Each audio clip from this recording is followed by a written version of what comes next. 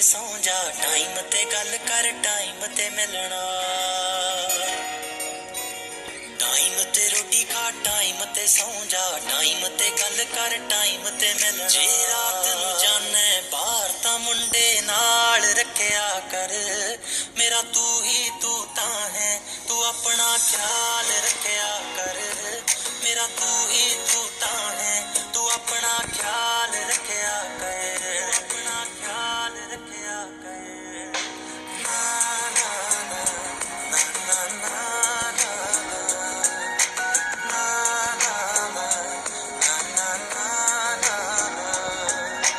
कदे कदे रोटी आके करे भी ता खाया कर।